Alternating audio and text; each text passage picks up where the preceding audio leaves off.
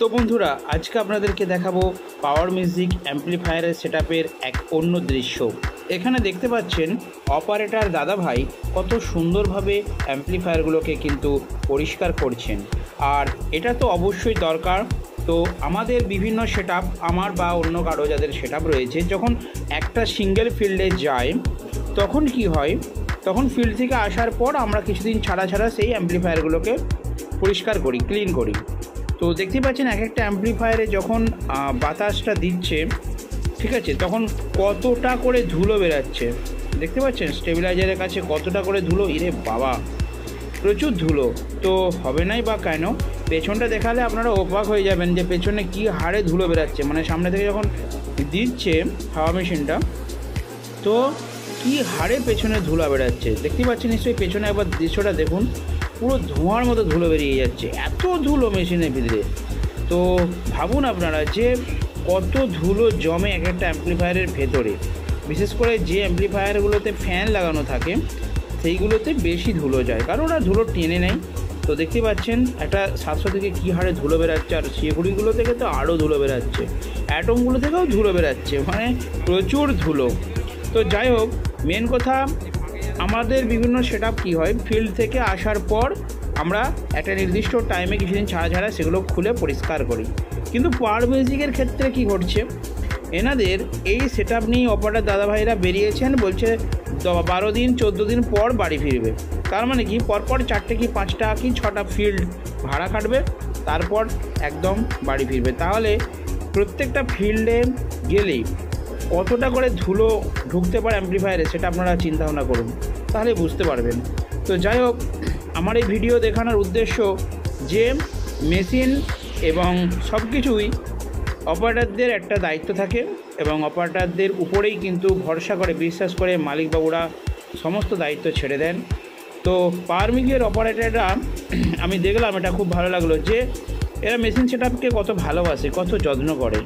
দেখুন স্পটেতে দুপুরবেলা সেটআপটা বন্ধ আছে, আর সেই সময় কিন্তু ধুলো টুলো সব পরিষ্কার করে নিচ্ছে।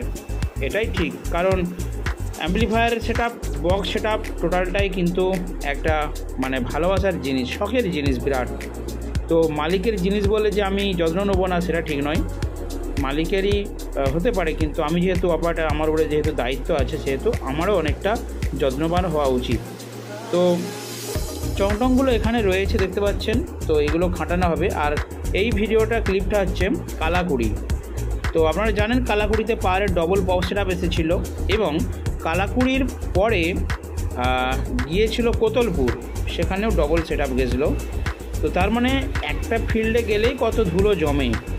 আর এবারে ফিল্ড অনুযায়ী যদি কোনো ক্লাব ঘরের ভেতরে অ্যাম্পলিফায়ার সেটআপ বসানো হয়, সেখানে ধুলোর পরিমাণটা কম থাকে।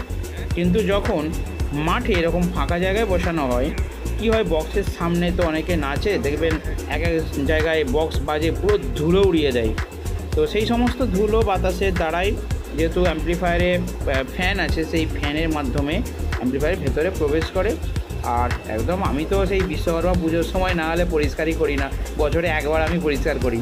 তো খুব ভালো লাগলো যে অপারেটর দাদারা কিন্তু খুব যত্ন সহকারে মেশিনগুলোকে পরিষ্কার পরিচ্ছন্ন রেখেছেন। আর পরিষ্কার পরিচ্ছন্ন রাখলে নিজেদেরই ভালো লাগবে। তো যাই হোক, চলুন দেখুন পাওয়ার মিউজিকের অপারেটর দাদারা কত সুন্দরভাবে সমস্ত অ্যাম্পলিফায়ারগুলোকে পরিষ্কার করছেন, কত যত্নবান, কত দায়িত্ববান এরা।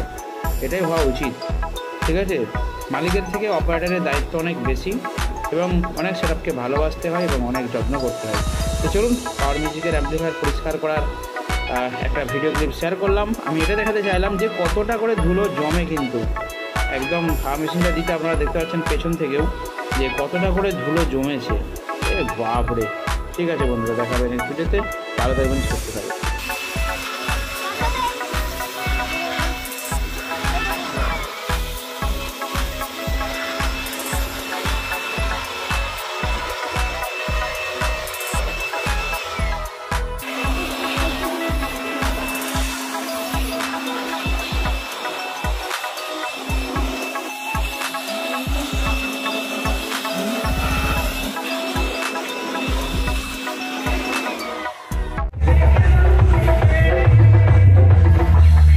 Beethoven remix.